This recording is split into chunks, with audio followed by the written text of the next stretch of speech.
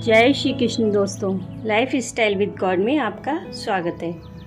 दोस्तों, यहाँ पर हम श्रीमद् भगवत गीता के तीसरे अध्याय का अध्ययन कर रहे हैं, जिसका नाम कर्मयोग है। आज हम 23वें और 24वें श्लोक का अध्ययन करेंगे।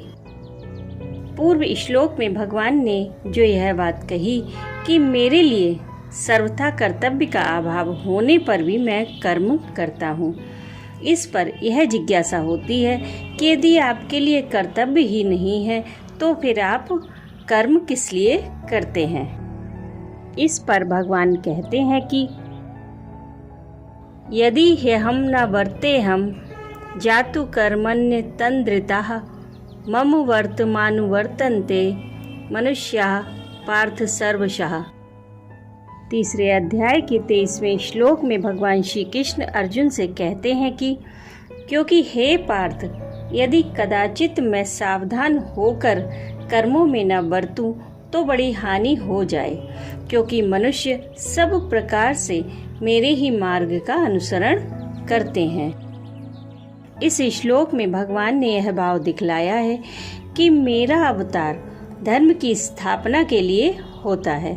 इस कारण मैं कभी किसी भी काल में सावधानी के साथ समस्त कर्मों का अनुष्ठान ना करूं, यानी उनकी अवहेलना कर दूं, यह संभव नहीं है। तो भी अपने कर्मों का हेतु समझाने के लिए यह बात कही जाती है कि यदि कदाचित सावधानी के साथ मैं कर्मों में ना बरतूं तो बड़ी हानि हो जाए, क्योंकि संपूर्ण जगत का कर्ता, हर्ता और संचालक एवं मर्यादा पुरुषोत्तम होकर भी यदि मैं असावधानी करने लगूं तो सृष्टि चक्र में बड़ी भारी गड़बड़ी मच जाए। मनुष्य सब प्रकार से मेरे ही मार्ग का अनुसरण करते हैं।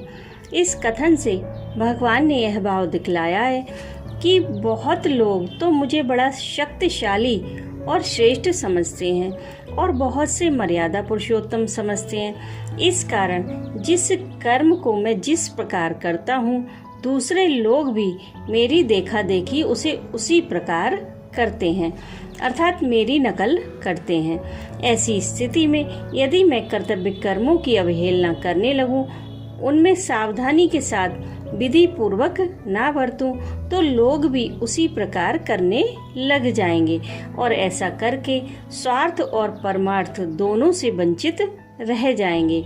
अतएव लोगों को कर्म करने की रीति समझाने के लिए मैं समस्त कर्मों में स्वयं बड़ी सावधानी के साथ विधिवत बरतता हूँ।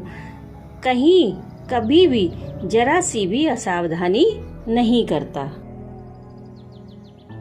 उत्सीदेयुरिमे लोका न कुर्याम कर्म चेद हम संकरस्य च कर्ता स्यामुपहन्या मिमः प्रजाः। तीसरे अध्याय के 24वें श्लोक में भगवान श्री कृष्ण अर्जुन से कहते हैं कि इसलिए यदि मैं कर्म ना करूं तो ये सब मनुष्य नष्ट भ्रष्ट हो जाएं और मैं संकर्ता का करने वाला हूँ तथा इस समस्त प्रजा को नष्ट करने वाला बनूं। यदि मैं कर्म ना करूं तो ये सब मनुष्य नष्ट भ्रष्ट हो जाएं। इस वाक्य से भगवान ने यह भाव दिखलाया है कि यदि मैं कर्तव्य कर्मों का त्याग कर दूं तो उन शास्त्र विहित कर्मों को व्यर्थ समझकर दूसरे लोग भी मेरी देखा देखी उनका परित्याग कर देंगे और राग द्वेष के वश में होकर एवं प्रकृति के प्रभाव में पड़कर मनमाने नीच कर्म करने लगेंगे तथा एक दूसरे का अनुकरण करके सब के सब स्वार्थ परायण, भ्रष्टाचारी और उच्छृंखल हो जाएंगे।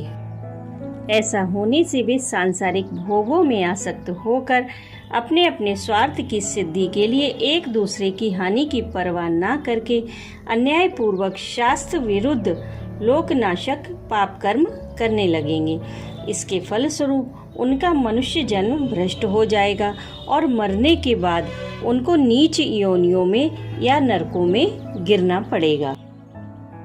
मैं संकर्ता का करने वाला हूँ। इस कथन से भगवान ने यह भाव दिखलाया है कि वर्ण, आश्रम, जाति, समाज, स्वभाव, देश, काल, राष्ट्र और परिस्थिति की अपेक्षा से सब मनुष्यों के अपने अपने पृथक पृथक पालनीय धर्म होते हैं।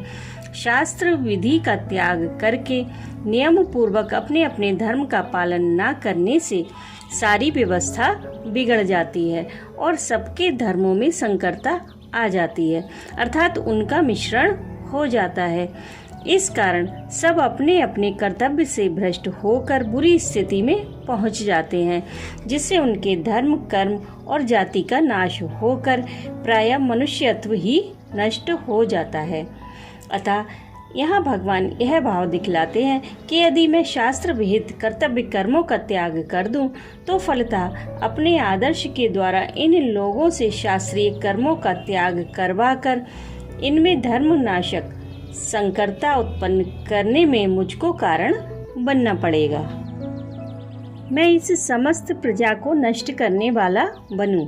इस कथन से भगवान ने यह भाव दिखलाया है कि जिस समय कर्तव्य भ्रष्ट हो जाने से लोगों में सब प्रकार की संकरता फैल जाती है, उस समय मनुष्य भोग परायण और स्वार्थांध होकर भिन्न भिन्न साधनों से एक दूसरे का नाश करने लग जाते हैं।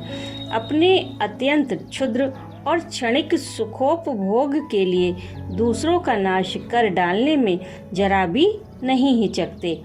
इस प्रकार अत्याचार बढ़ जाने पर उसी के साथ साथ नई नई दैवी विपत्तियां भी आने लगती हैं, जिनके कारण सभी प्राणियों के लिए आवश्यक खान पान और जीवन धारण की सुविधाएं प्रायः नष्ट हो जाती हैं। चारों ओर महामारी, अनावृष्टि, जल प्रलय, अकाल, अग्निकोप, भूकंप और उल्कापात आदि उत्पात होने लगते हैं। इससे समस्त प्रजा का विनाश हो जाता है। अतः भगवान ने मैं समस्त प्रजा को नष्ट करने वाला बनूं, इस वाक्य से यह भाव दिखलाया है कि यदि मैं शास्त्र विहित कर्तव्य कर्मों का त्याग कर दूं, तो मुझे उपयुक्त प्रकार से लोगों के उच्छृंखल बनाकर समस्त प्रजा का नाश करने में निमित्त बनना पड़े।